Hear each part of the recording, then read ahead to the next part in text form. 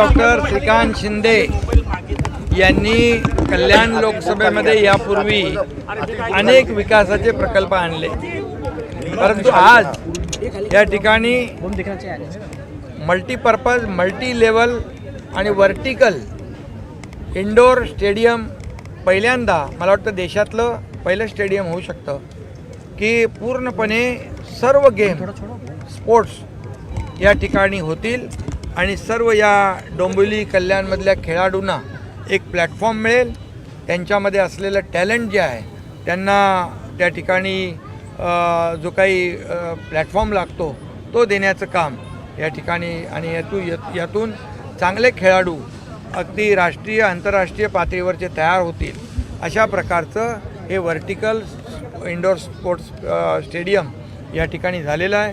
त्याचबरोबर देशभक्ती आणि राष्ट्रभक्ती जागृत करणारं वॉर मेमोरियल या ठिकाणी झालेलं आहे आणि ते देखील अतिशय उत्कृष्ट झालेलं आहे आणि देशासाठी लढणाऱ्या जवानांची एक ओळख, आठवण चिरंतन राहिली पाहिजे यासाठी वॉर मेमोरियल देखील आपण जर पाहिलं तर एक तुम्हाला देखील सगळ्यांना प्रेरणा आणि ऊर्जा मिळेल. तिथे येणाऱ्या प्रत्येकाला प्रेरणा आणि ऊर्जा मिळेल. ते अतिशय उत्तम नमुना त्या ठिकाणी ज्यांनी कोणी केलेला आहे खासदारांच्या संकल्पनेतून ही कामं जी झाली आहे. सावित्रीबाई फुले नाट्यगृहाचं नूतनीकरण तेही आवश्यक होतं आणि यापूर्वी देखील अनेक कामं या ठिकाणी झालेली आहेत. काँक्रीटचे रोड झालेले आहेत, पिण्याच्या पाण्याची सोय झालेली आहे, या ठिकाणी अनेक प्रकल्प उभे राहिलेले आहेत आणि त्यामुळे हे आजचा प्रकल्प एक खऱ्या अर्थाने या काय म्हणतो आपण कल्याण डोंबिवलीच्या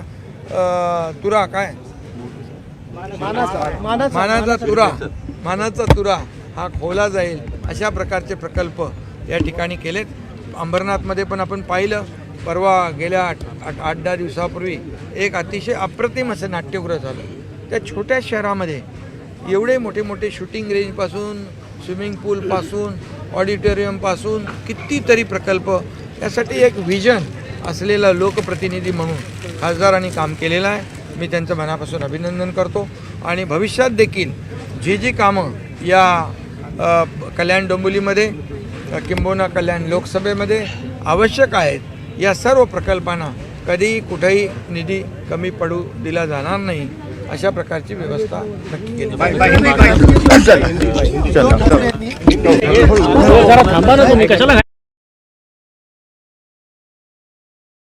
स्वतः ओळख निर्माण केली. 2014ला त्यांचं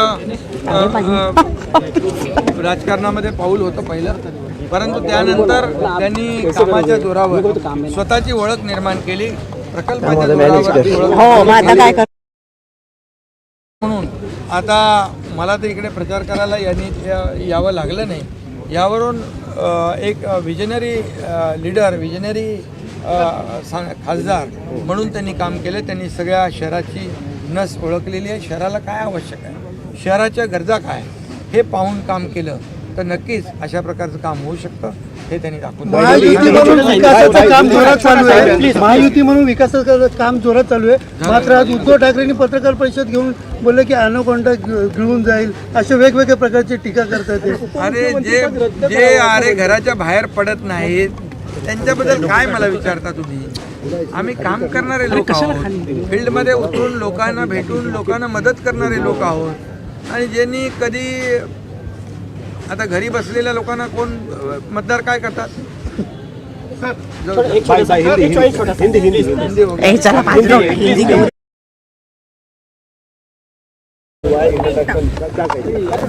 आज मैं बहुत डोंबिवली में इससे पहले भी कई डेवलपमेंट के प्रोजेक्ट हुए हैं और सांसद डॉक्टर श्रीकांत शिंदे इन्होंने हजारों करोड़ के काम इस डोंबिवली कल्याण डोंबिवली में कल्याण लोकसभा में किए हुए. उन्हें राज्य सरकार ने, मैं जब मुख्यमंत्री था तभी काफ़ी जो यहाँ पर डेवलपमेंट के लिए फंड्स की आवश्यकता थी वो देने का काम किया है. केंद्र सरकार यानी आदरणीय प्रधानमंत्री मोदी जी उन्होंने भी खासदार श्रीकांत शिंदे को ये विकास के लिए कई प्रकल्प के लिए जो केंद्र सरकार से जो आवश्यक सहयोग है वो भी दिया है. इसकी वजह से यहाँ पर जो आवश्यकता है इस शहर को, आज देखिए यहाँ पर वर्टिकल इंडोर स्टेडियम बना है, यहाँ पर हर स्पोर्ट्स को यहाँ पर प्लेटफॉर्म दिया है, हर स्पोर्ट्समैन को यहाँ पर अपने टैलेंट दिखाने की एक उसको मौका दिया है। और ये बहुत बड़ी एक अपॉर्चुनिटी है और वो देने का काम डॉक्टर श्रीकांत शिंदे ने किया है। और उसके साथ ही हमारे देशभक्ति, राष्ट्रभक्ति, हमारे सेना के जवान जो लड़ते हैं सीमा पर, उनकी याद रखने के लिए हमेशा आणि आमचे माने साहब जो है उन्होंने, वो रिटायर्ड ऑफिसर है और उनके संकल्पना से वो भी वॉर मेमोरियल बनाया है। वॉर मेमोरियल भी बहुत ही नमूना है, अच्छा और बहुत ही अच्छा काम किया है। वहीं से देशभक्ति, राष्ट्रभक्ति की प्रेरणा मिलेगी। ये ऐसे काम जो है, ये ऑडिटोरियम, नाट्यगृह सावित्रीबाई फुले, उसको रिनोवेशन हो रहा है, लोगों के लिए ज़रूरी है, कलाकारों के लिए ज़रूरी है। वो सब जो है लोगों के लिए जो चाहिए, क्या चाहिए, वो देखकर काम करने वाला सांसद डॉक्टर श्रीकांत शिंदे, ये अपने काम में उसने कामयाबी पाई है, इसलिए मैं उसका अभिनंदन। यूट्यूबवर सुद्धा रायगड टाइम्स सर्च करा आणि पहा रायगडच्या कानाकोपऱ्यातील प्रत्येक बित्तम बातमी। आणि हो, लगेचच सबस्क्राईब बटनवर क्लिक करायला विसरू नका। रायगड टाइम्स, आपलं चॅनल, आपला आवाज।